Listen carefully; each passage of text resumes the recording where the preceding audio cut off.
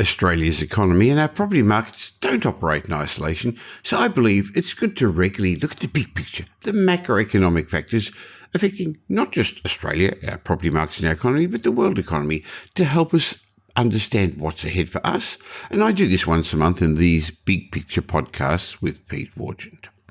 Well, regular listeners would know Pete well. If you're new to this podcast, well, firstly, welcome, because I see there's thousands of new listeners every month.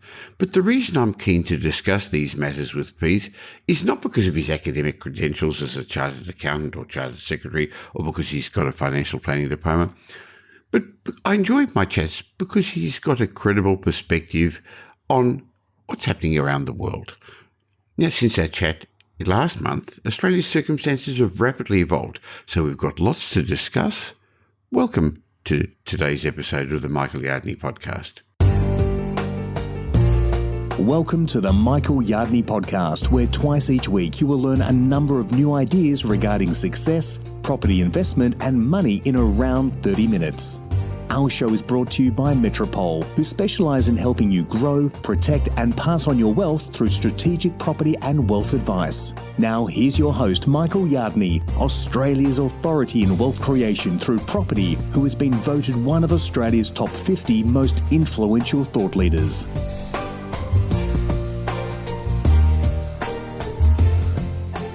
We're in unfamiliar territory. A lot remains unknown about what life's going to be like on the other side of lockdowns. This time around, it looks like we're not going to exist in a COVID-0 world. So we don't know what that really means. How are households going to spend their money? How many businesses are going to close? What mobility will look like? Basically, we're on uncharted waters. Yet despite what's now, 3 months of lockdown in Sydney and Melbourne in lockdown number 6, in fact, more Australians in lockdown than are not, our real estate markets are in good shape.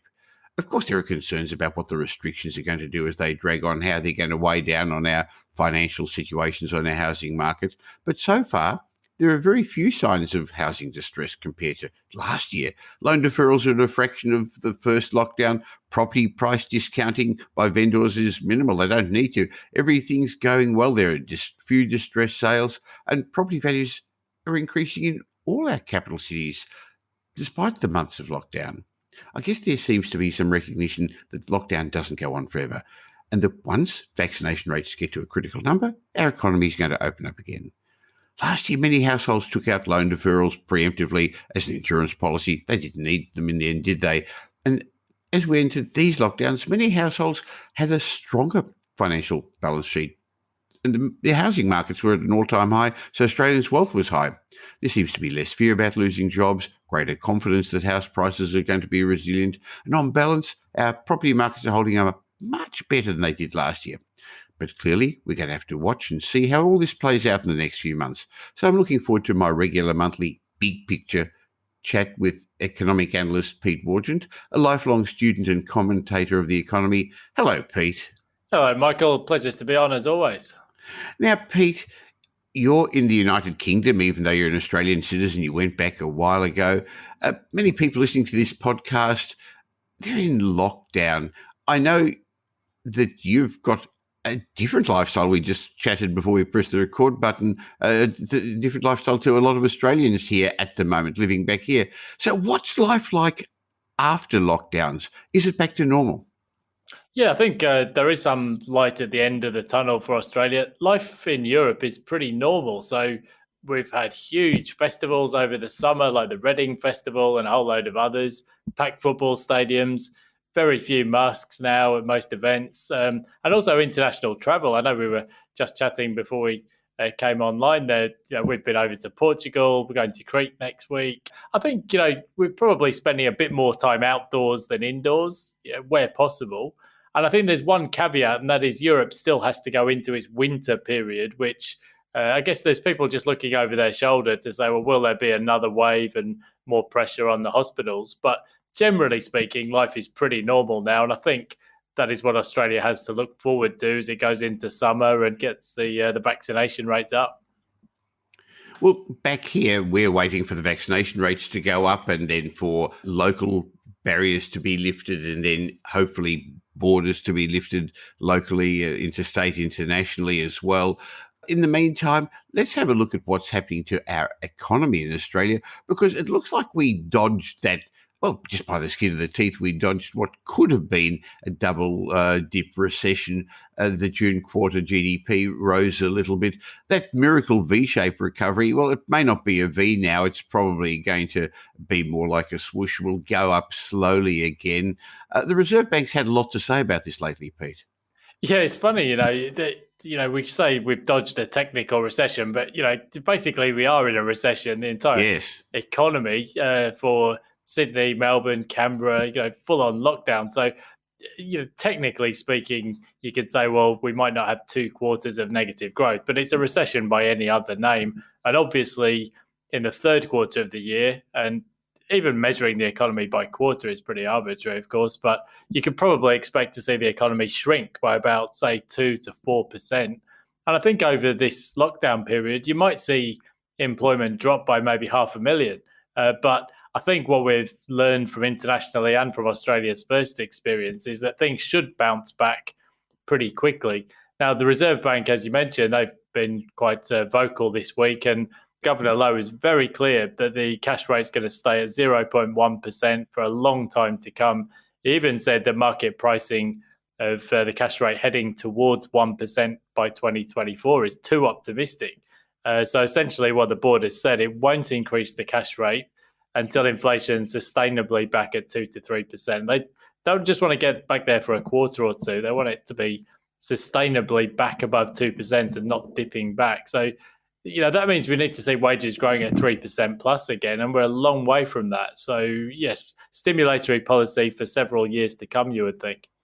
Well, this round of lockdowns, the Delta strain of the coronavirus, has put any of those suggestions off for a couple of months, if not another year or so, because, as you say, unemployment's now going to rise, and it's going to take a while for inflation to pick up.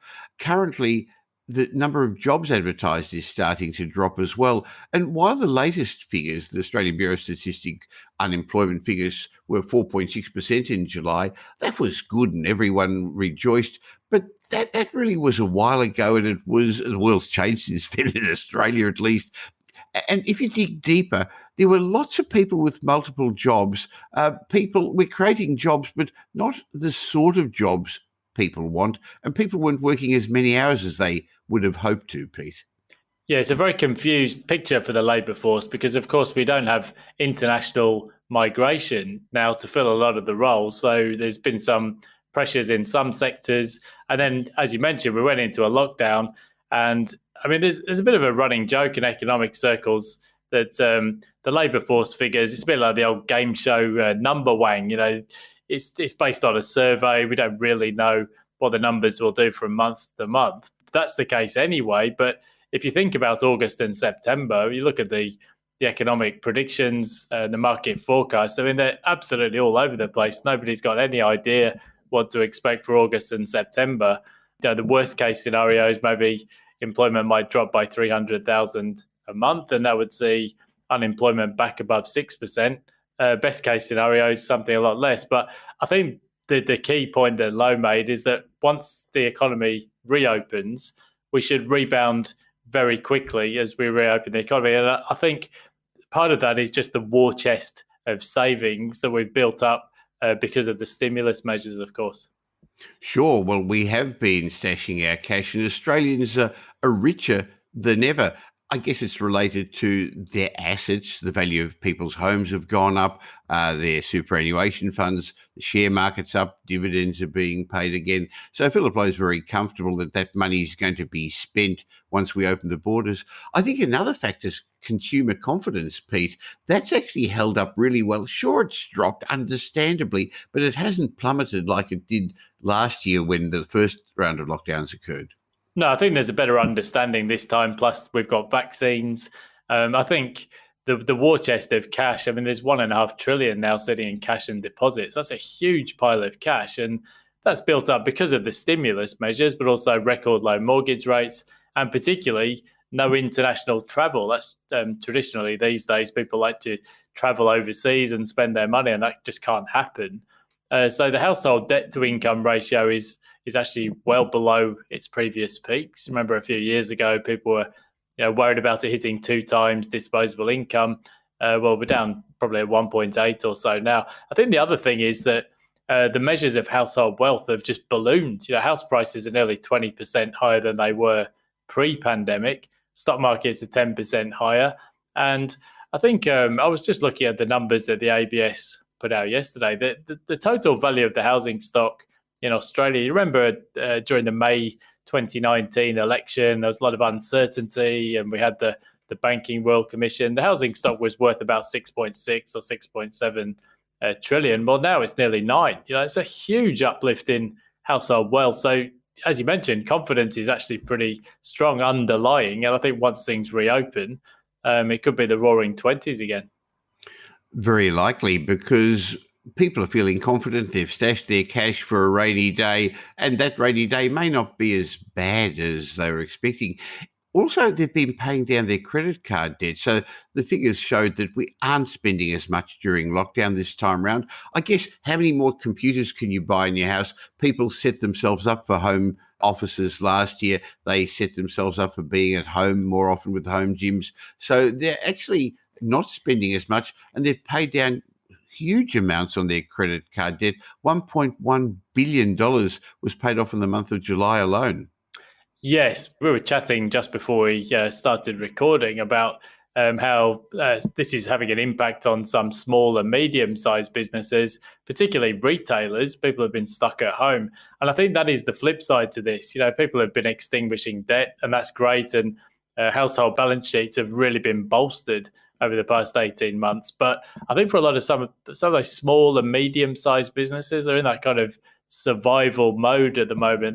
They've big drops in revenues. So there are some parts of the economy that will really get hurt by these lockdowns. And you mentioned there's empty shops and for lease signs all around the place. So there are some sectors that are going to feel some pain here as well. Sure. So it really is turning out to be a two-speed economy, that knowledge workers, people who can work from home, higher paid skill level 1, 2 people seem to have kept their jobs, and the rich are getting richer, and others are unfortunately suffering.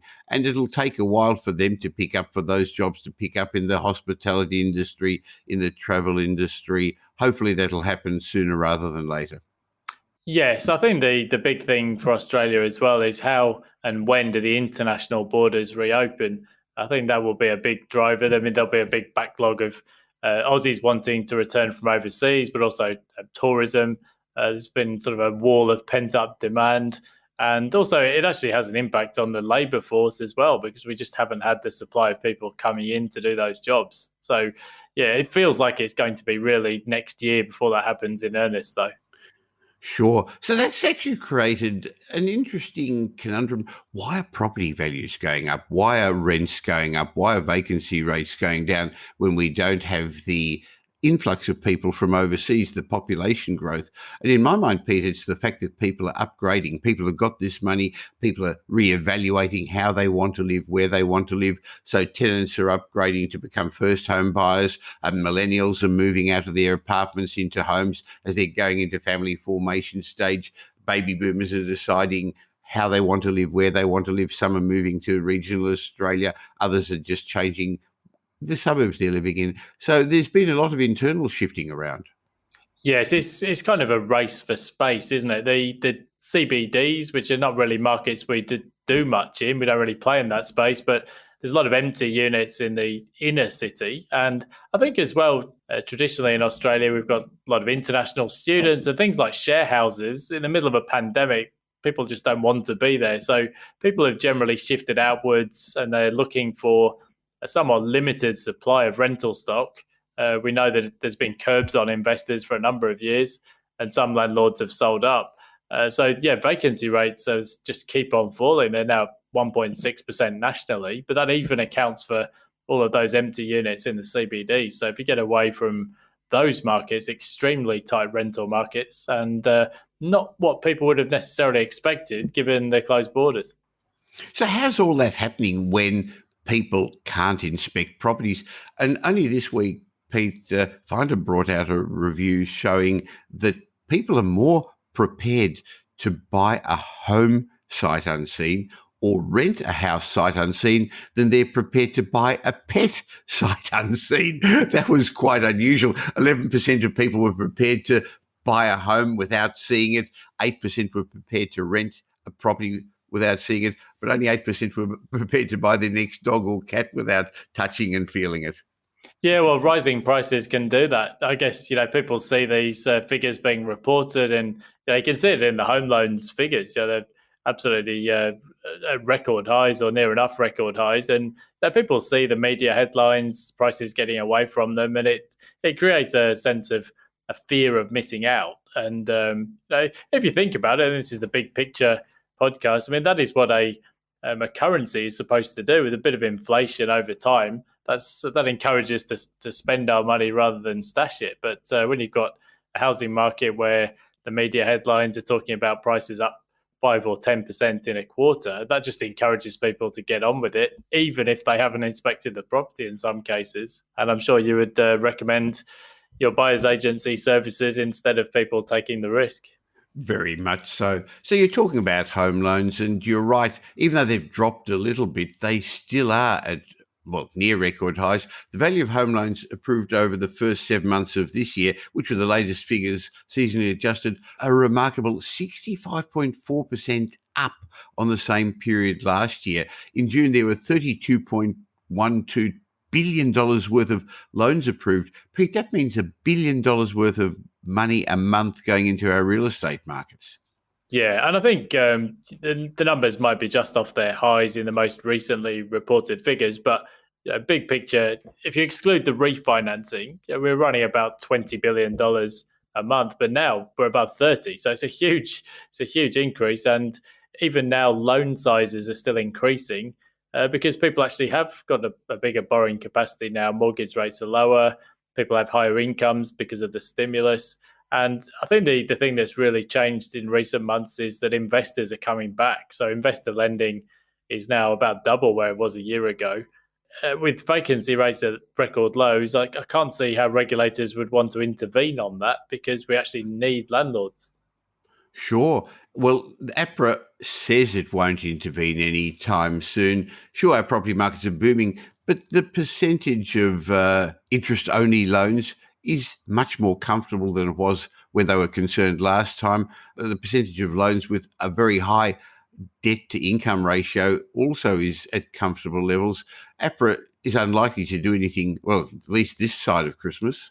Yeah, as you mentioned, if you look at interest-only loans outstanding as a share of the housing, the stock of housing credit, it's about 13% now. I think it's below 13%. At the peak, it was 39%. So you can't really see any further intervention being required there, particularly as the trend is still down. There's very little low deposit lending, as you mentioned. Low doc loans have gone these days. And with vacancy rates at near record lows, you can't really see investors being targeted. I think the only thing that could really happen is that maybe some of that higher debt to income lending might just get trimmed. I think where people have got debt that's over, say, 6 times their income, there is a bit of that going on, and maybe that will get a look in, not necessarily because of high risk lending per se, just to try and cool the rate of credit growth in the market. Well, people are worried the interest rates are going to go up and what's that going to do and how the property market's going to cope, and the negative Nellies that continue to be out there. Those property pessimists are saying there's going to be a lot of mortgage default. But it should be remembered that currently, with all this lending, banks are already building in a buffer of rising interest rates that you've got to be able to service your loan at a rate higher than what you're currently borrowing. And that's unlikely to happen. But individuals, some are going to get themselves in trouble. But overall, Pete, as you said, the Australian residential real estate market is close to $9 trillion.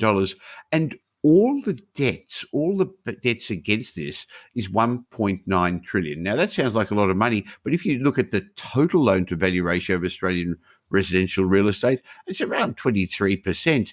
A lot of Australians who bought their home 20, 30, 40 years ago, they've paid off their debt. So there's not a debt problem in this residential real estate market.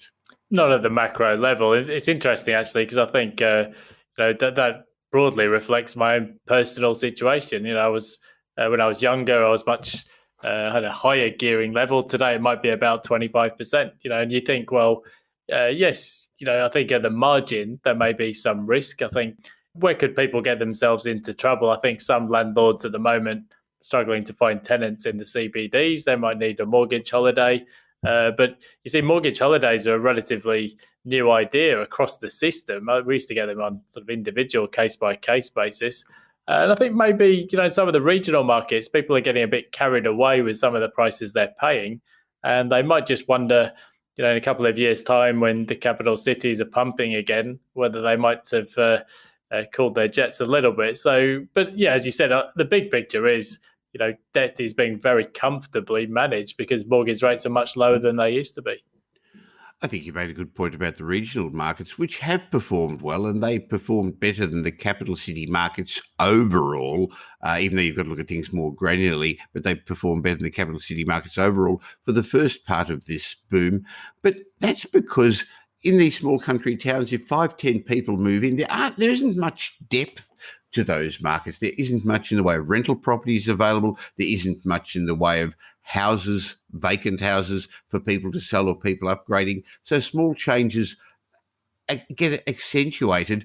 At the same time, it's hard for builders to create new stock if people are moving into these regions. It's hard to get tradespeople to come there to build when it's hard to get tradespeople to come to capital cities. So on that basis, it's possible that some of those regional prices have just gone up a little bit too much. And if people are wanting to get out of the market in a couple of years' time, either come back to the big smoke or investors who found they've made a mistake, there may not be the depth of buyers, home buyers, first home buyers, established home buyers, investors in the market to protect them. That's why I know you and I actually prefer buying in markets that have quite significant market depth.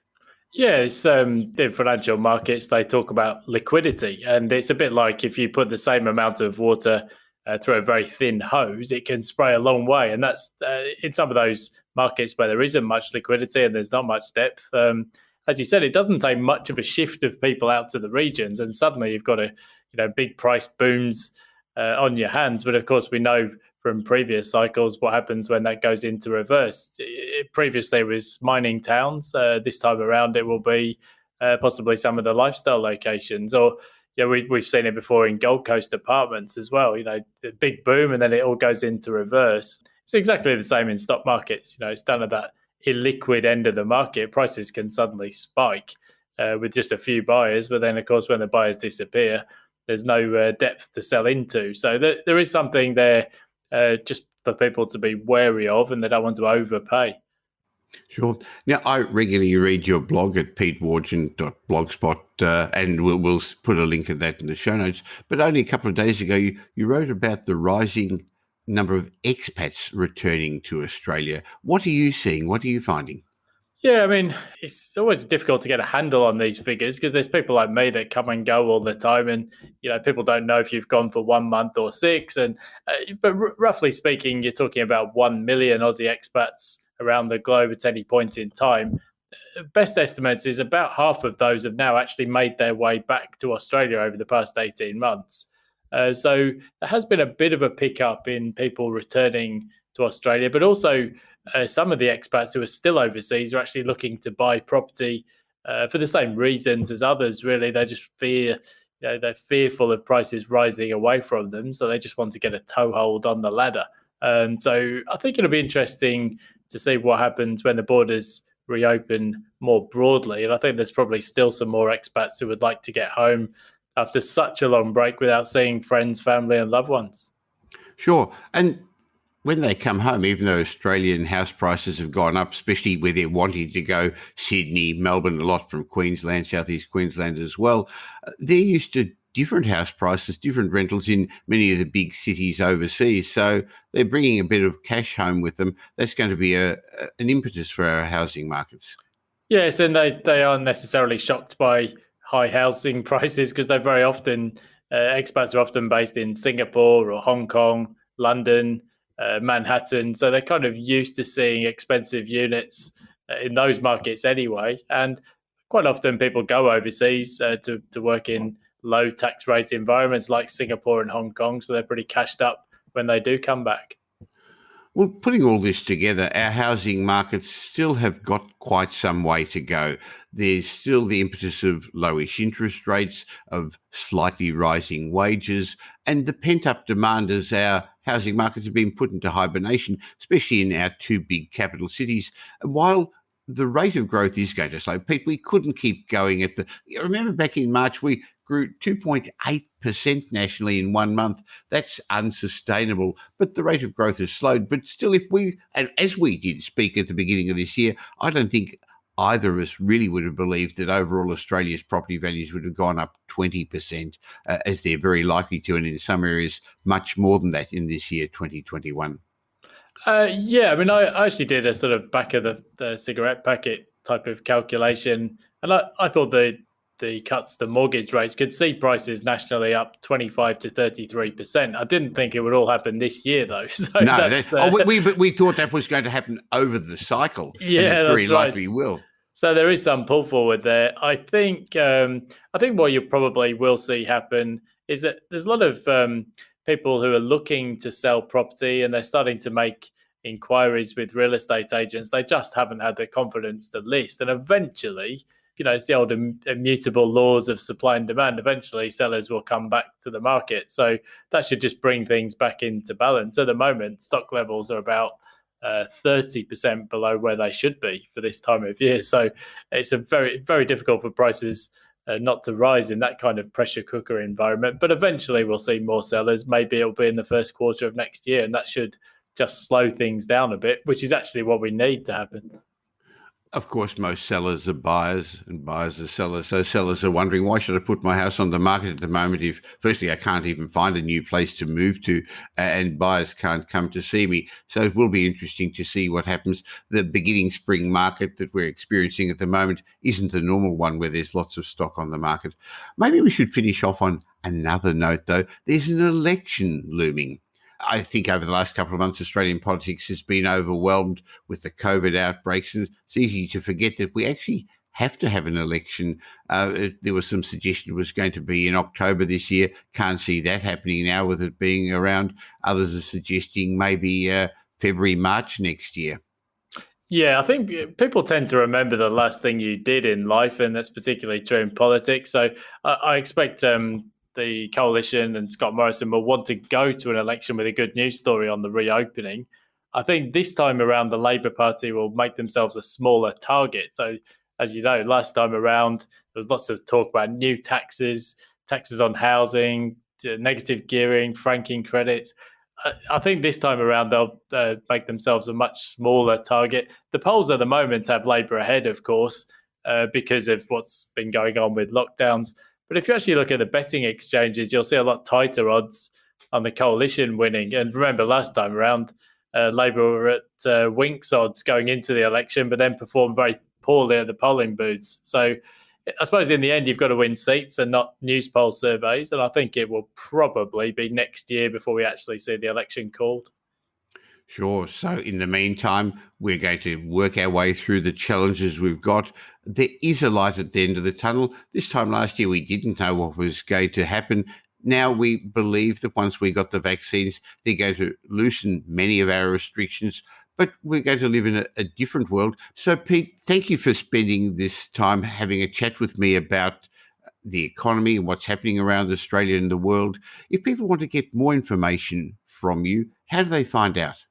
Well, I'm pretty easy to find on most social media platforms these days. I seem to be on Twitter and Instagram and everywhere else. But most easiest place to find me, petewargent.com or Pete Wargent Blogspot. You'll track me down pretty easily.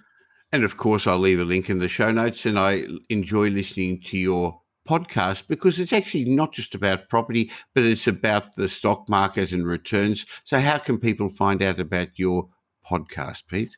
Yeah, so the podcast is called the Low Rates, High Returns podcast, and that's with me and Stephen Moriarty. And that's much more focused on the stock market, how to generate a passive income from stocks, and how you can invest to generate financial independence through the stock market. So it's a bit different from the property world, but well worth a listen.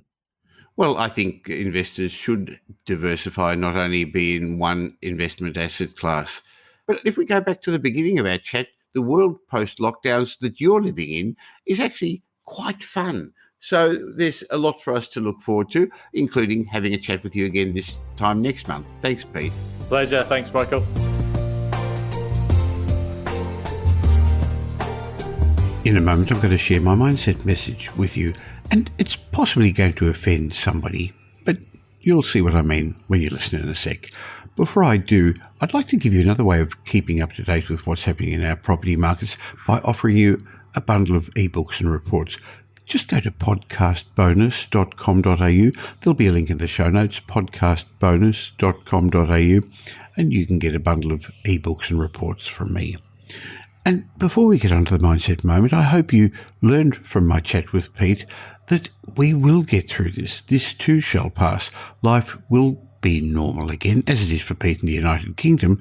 And when it is, and when our borders open, our local borders and then eventually our international borders, our property markets are going to rebound, particularly when the international borders open and we're going to have more immigrants coming in.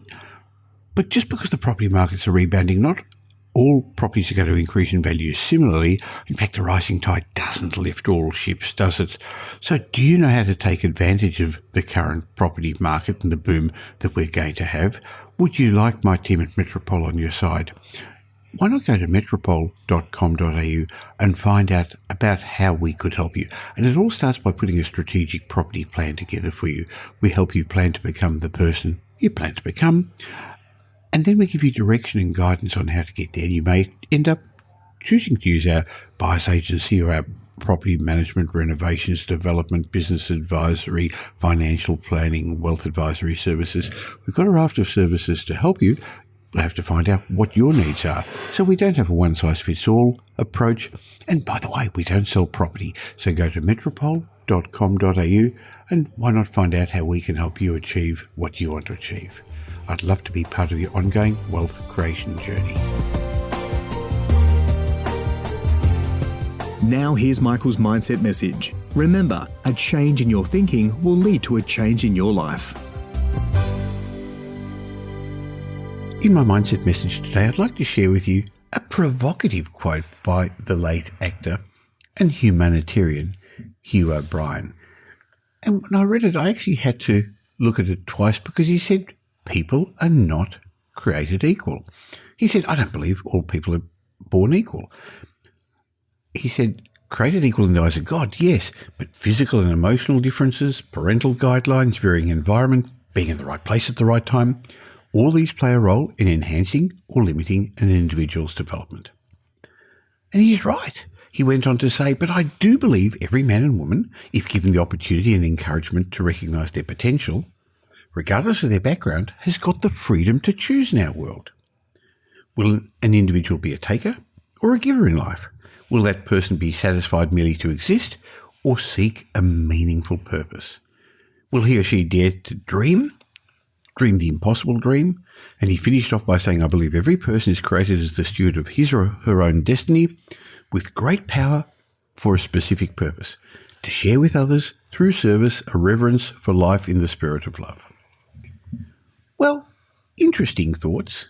So, no, we're not all born equal, but if you're listening to this in Australia or one of the other great countries that a lot of people listen to this podcast in, you've already won the lottery in life. You've won the lottery by being born at this time. Now, I know there are a lot of challenges going on in the world and probably in your life personally, but you have the opportunity, as Hugh O'Brien said, to decide your destiny. You're the steward of your future. So be the pilot of your life. Don't be a passenger just going on a ride. If you got some benefit from my chat with Pete Wargent, or even from my short mindset message, and you know somebody else who'd also benefit from it, why not tell them about the Michael Yardney podcast? There's a share button on every podcast app, but just tell them about it because I'd like you to help me in my quest to make more people financially fluent, successful in life. Now, I'll be back again real soon, but you can catch me in between these shows on social media. Just look for Michael Yardney, and why not join my private Facebook group? Just look on Facebook and go for the Property Update Facebook group, where every day I leave some tips, some charts, some information, things you won't get elsewhere from me. I'll be back again real soon. In the meantime, have a great week. Make it a great week. Thanks for listening to this episode of the Michael Yardney podcast, which was brought to you by Metropole, who help their clients grow, protect, and pass on their wealth through strategic property and wealth advice. If you like what you heard and don't already subscribe, you'll find us on iTunes or on your favourite Android app as the Michael Yardney podcast. Watch out for our next show, which comes to you twice a week, and you'll learn some new ideas about property investment, success, and money in around 30 minutes. To get more of Michael's thoughts, go across to www.propertyupdate.com.au and sign up for his daily morning briefing, and you'll hear from not only Michael but a group of leading property success and money experts. And just a reminder that the information you heard in this show today is general educational advice and not specific investment advice, as we don't know your personal circumstances. If you're looking for specific advice, why not ask the team at Metropole to help you?